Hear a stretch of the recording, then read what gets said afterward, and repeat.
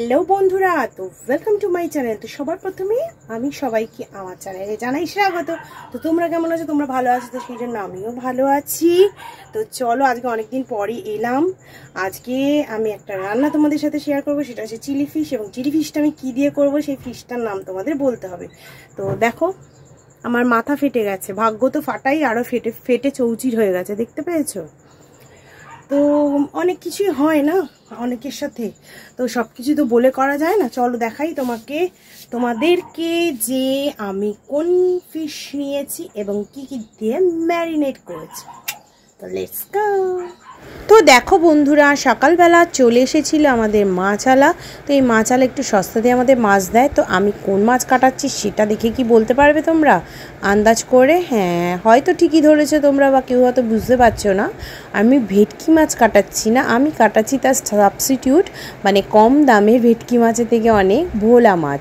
তো ভোলা মাছ দিয়ে কিন্তু আজকাল প্রচুর অকেশনে fish fry, fish finger, chilli fish এগুলো হয়ে থাকে। মানে ভেটকি মাছের যেহেতু ভীষণ দাম, তো আমরা ভোলা মাছের ক্ষেত্রে সাবস্টিটিউট হিসেবে ইউজ করতে পারি, মানে ভোলা মাছ দিয়ে প্রক্সি দিতে পারি। তো দেখো, ভোলা মাছটাকে আমি খুব সুন্দরভাবে ধুয়ে নিয়েছি। এই যে পিসগুলো করে দিয়ে গেছে কাটা ছাড়িয়ে দিয়ে, ওদের বলে কাটা ছাড়িয়ে কাটা আপনাকে দিয়ে যাবে, সে কাটা দিয়ে আবার চচ্চড়ি করলে ভীষণ ভালো লাগে। তো দেখো এর মধ্যে আমি কী কী অ্যাড করেছি। আমি অ্যাড করে নিয়েছি 2টো ডিম, কিছু কর্নফ্লাওয়ার, যতটা পরিমাণ সেই পরিমাণ অনুযায়ী আদা বাটা, রসুন বাটাটা বেশি, আদা বাটাটা কম। রসুন বাটা অবভিয়াসলি বেশি লাগবে। নিয়েছি সয়া সস, একটুখানি চিলি সস, একটুখানি কাশ্মীরি লাল মির্চ রঙের জন্য নিয়েছি নুন, এবং নিয়েছি ভিনিগার। তো এইগুলো সব আমি খুব ভালো করে মাছটাকে মাখিয়ে ম্যারিনেট করে আধা থেকে 1 ঘন্টার মতো আমরা রেখে দেবো। ম্যারিনেশনটা কিন্তু এত ভালোভাবেই করতে হবে যাতে প্রত্যেকটা মাছের গায়ে প্রত্যেকটা মশলা লাগে, এবং এটা বেশ সুন্দর একটা থকথকে ব্যাটার তৈরি হয়। এবং এই ব্যাটার যেটা আছে সেটার মধ্যে যখন ফ্রাই করব, সেই ব্যাটারটাকে নিয়ে আমরা খুব সুন্দরভাবে ফ্রাই করব।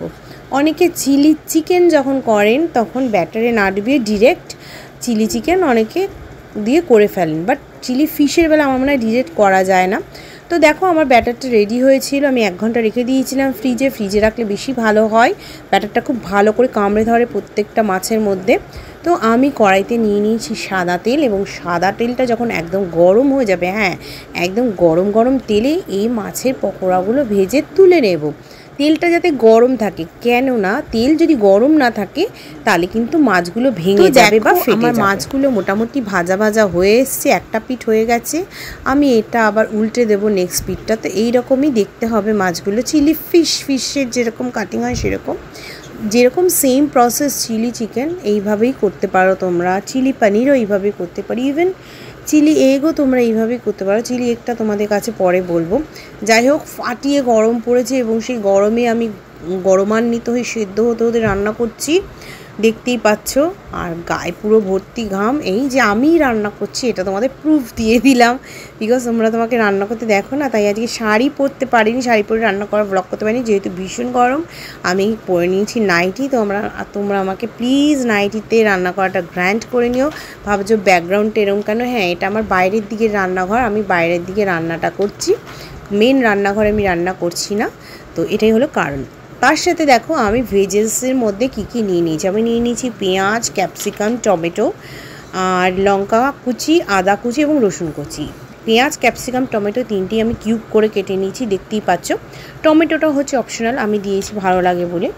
আর লঙ্কা কুচিটা তোমাদের স্বাদ মতো নেবে, কেউ বেশি কেউ কম নিতে পারো, এবং এটা ডায়মন্ড শেপে কাটলে বেশি ভালো লাগে। আর আদা রসুনটা বেশি পরিমাণ লাগবে, আদাটা কম পরিমাণ লাগবে। তো এগুলো আদা রসুনটা আমরা কুচি কুচি করে নেব, বাটবো না। তো দেখো আমার পকোড়াগুলো ভাজা হয়ে গেছে, একটু কালচে হয়ে গেছে, লাস্টেরটা মেয়ে ভেজেছিল তাই জন্য।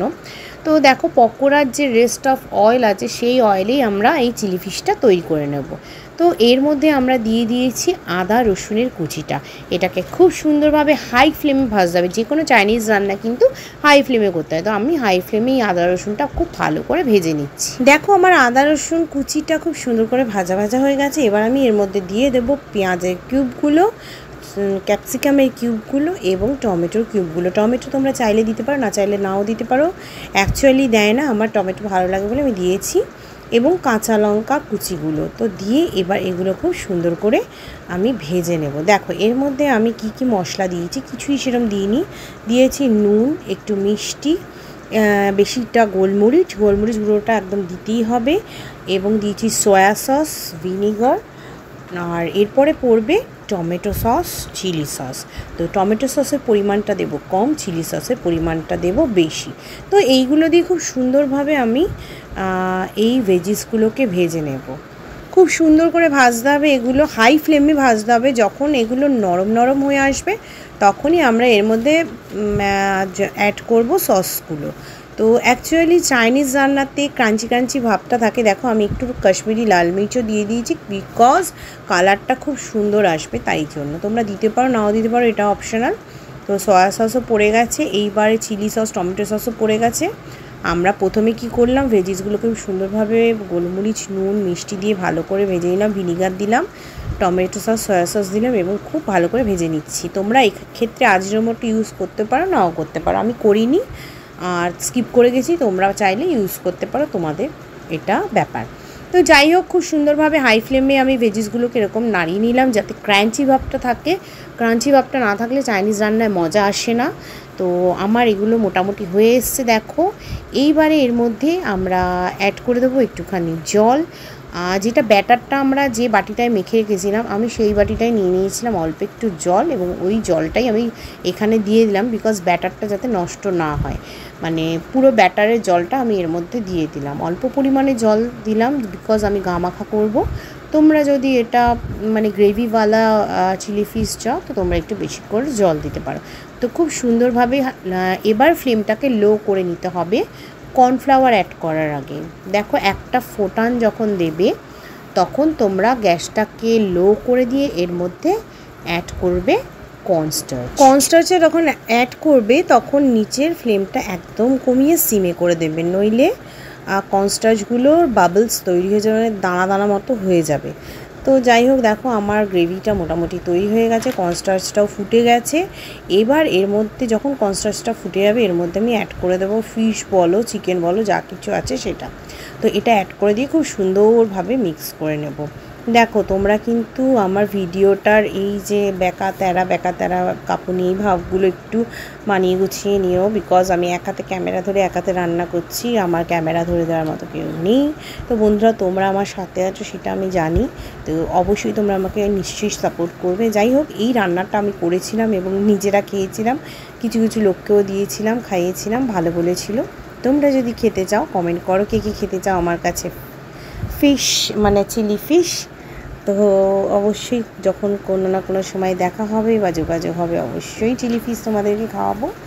তো ততক্ষণ আমার চ্যানেলটাকে সাবস্ক্রাইব করে দিও, ভালো লাগলে অবশ্যই লাইক কমেন্ট শেয়ার করে দিও। তো থ্যাংক ইউ সবাইকে। এখন আমার জিভে জল চলে আসছে, তো এটা খাবো গরম গরম পরোটার সাথে, বিকজ আজকে আমাদের হয়েছে পরোটা। তো দেখো ফুল চিলি ফিশটার লুকটা তোমাদের দেখিয়ে দিলাম ব্যাক ক্যামেরা করে, এটা হচ্ছে ফুল চিলি ফিশটা। তো তোমরাই বলো কেমন হয়েছে, আমার তো মনে হচ্ছে খুব ভালো হয়েছে। এটা যখন সার্ভ করা হবে বেটার প্লেটে বা বেটার সার্ভিং করা হবে, সার্ভেও কিন্তু অনেকটা মানে জিনিস আরও সুন্দর হয়ে ওঠে, সেটা তোমরা সবাই জানো। তো যাই হোক বন্ধুরা, তো টাটা বন্ধুরা, আজ এখানেই শেষ। নমস্কার সবাইকে।